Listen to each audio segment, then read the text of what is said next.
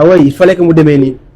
On avait des comptes à rendre à quelqu'un. Et aussi, c'était notre premier match au Camp Nou. Victoire largement méritée, 4-0 avec une très belle prestation collective. Franchement parlant, voilà, j'ai été très satisfait du contenu du match. Déjà, dès le début du match, tu sais honnêtement que Barcelone n'a pas arrêté pour aller chercher quelque chose.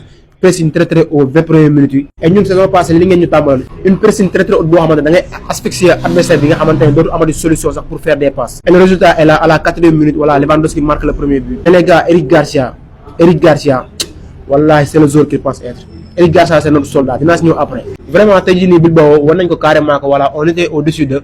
Voilà, même si à une certaine occasion, surtout au moment où Barça a doublé, après 20 premières minutes, c'est une occasion, mais aussi il faut souligner qu'une très bonne défense du FC Barcelone aujourd'hui, amenée par un 0 matin et que ils ont fait un très bon match. Et là, avant même la pause, une magnifique passe de Lamine Yamal. Il y a les deux matchs, Lamine Yamal l'impasse. L'impasse Ferran Torres. Vraiment les gars, l'idée est carrément que c'est un joueur de classe mondiale. Regardez-moi cette passe. Ferran Torres, Diakalo quand il double 2-0, tu te dis que match bi jeex na. D'ailleurs même dama leen fàtte wax ni Lewandowski mooy premier jour bu dugal bi Spotify Camp Nou waaw parce que terrain bi dañ ko ngénte waat. Mais Ferran Torres aussi actuellement il est en feu parce que moom aussi je pense que après Lewandowski c'est lui le meilleur buteur du FC Barcelone. Et en seconde période ñu ñëw dérouler comme d'habitude et là l'incontournable Fermin Lopez marque le 3e but sur une magnifique passe aussi de Eric Garcia. Et en toute fin de match encore une magnifique passe de Lamine Yamal.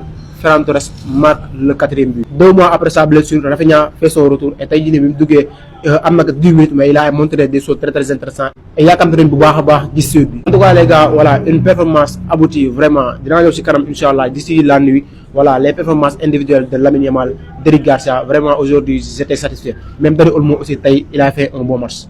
Retour au Camp Nou réussi pour le Barça, 4-0 contre Athletic Bilbao, un match bien maîtrisé carrément, surtout en deuxième mi-temps, c'était maîtrisé, il n'y avait que le Barça qui jouait et vraiment l'adversaire était trop faible. Avec le Bilbao était trop faible devant ce FC Barcelone. Malgré que première mi-temps, on a vu que voilà, ils ont donné un ballon au Ken Khamoul. En fait, leur erreur, ils ont successivement, le match bi tamlé, bon le Barça exploité, Lewandowski, Dougal, voilà, et là, on peut dire que le Barça dougalé, Banini dougalaté, presque. Athletic Bilbao avait plus de sens d'égaliser que Barça dougal le 2e but. Parce que si on match bi Barça dougalé directement Athletic Bilbao dafa changer ben façon de jouer dañoo gëna yok pressing bi ni def ci kaw Barça ba paré bo sétlo la porte da doon génn carrément défense bi pour mëna empêcher ñi passe Fermin Lopez et là tout le temps day nek ci kaw Fermin Lopez et nak de ce fait pour Barça génné bal day metti il récupérer les ballons ñi ngi doon tambalé am sen occasion il tambalé dangereux mais il n'arrive pas à marquer, il n'arrive pas à mettre de l'accélération sur le jeu, surtout notamment un Nico Williams qui est méconnaissable. Je vais vous dire que si vous avez un Barça, vous avez en fait.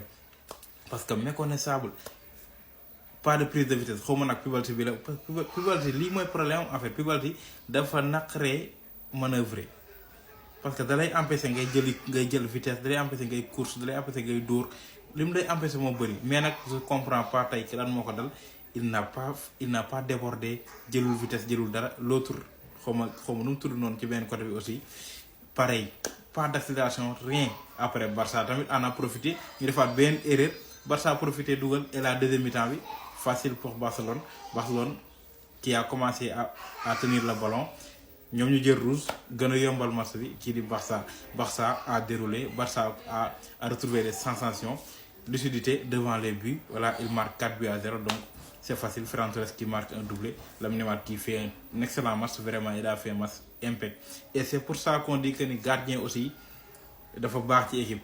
Gis ngeen fan yi di Barcelone enquête tay Clean Sheet lan def et vraiment Athletic Bilbao mënu am dara mais avec un Juan Garcia dans les buts pour nga dougal day jafé parce que il sait bien se placer ci camp yi ba paré man de toute façon xamna ni Unai Simon mi ma gis mu góol tay mom pour mom Espagne do ngay football Juan Garcia waxuma la d'ici les prochaines sélections il va passer devant lui lolu man gis nako parce que Juan Garcia il est trop bien c'est un très bon gardien sur sa ligne dans les airs il ay arrêt c'est juste impeccable vraiment je pense que Barça tout le monde a fait son taf aujourd'hui il y a pas grand chose à dire juste que Athletic Bilbao est trop faible Barça en a profité des erreurs déroulé massam gagné.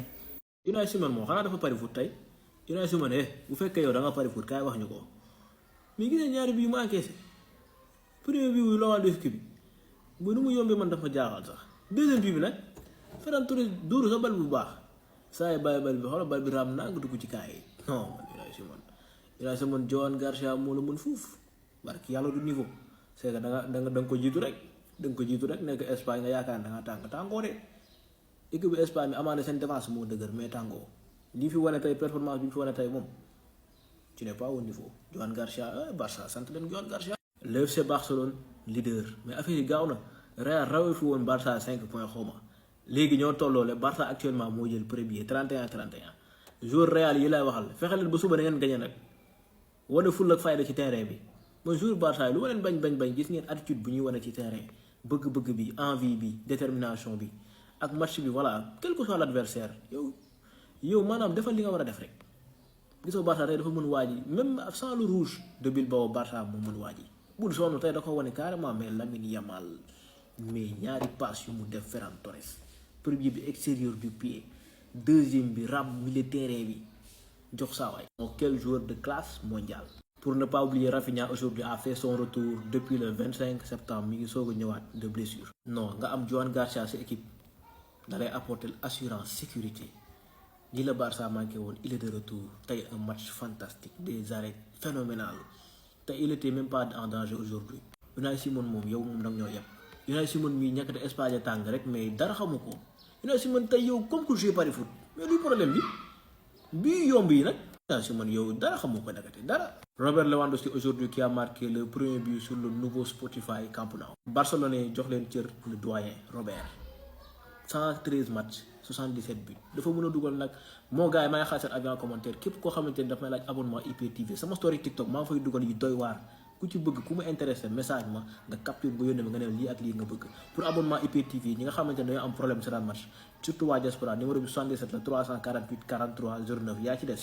Lamine Yamal bu nekkee ci forme De Jong ñëwaat Pedri dellusiwaat Lewandowski nekk ci forme Fermin Lopez nekk ci forme Gérard Martin nekk ci forme Rafinha nekkaat ci forme les gars Marcus Rashford nekkaat ci forme non gëm naa ne Barça équipe bu mëntitee biir Europe ren ji dalay séquencé les gars Barça tey 4-0 la dóor Bilbao mi nga xam ni moom du rival Barça gars yi ñoo nekkoon fii di ko may doole rek mooy loolu gars yi Barça nag tey la doon jouer premier match am depuis ba mu gëjee stade am boobu nag di Camp Nou 2023 tey la dellusiwaat biir Camp Nou dóor waa Bilbao 4-0 Ferran Torres moo doublé Fermin Lopez dugal benn but bi kii nii di Lewandowski dugal benn but. Fermin Lopez tey la doon jouer 5e match am avec le Barcelone les gars sama gars tey moo doon 5e match am Fermin Lopez sur les couleurs du FC Barcelone. en tout cas booy bi nii dina def carrière bu baax quoi bu fekkee nu mu commencé noonu la continuer dina def carrière bu baax foofu ca Barcelone. en tout cas instant yi ni ñu toll nii moom booy lim 5 meilleurs joueurs Barça da nga ko siy boole par force booy bi instant yi mi ngi def début saison bu monstrueux avec Barça tey la doon si 5e match am te bëgg naa gars yi ngeen féliciter ma Fermin Lopez si commentaire les gars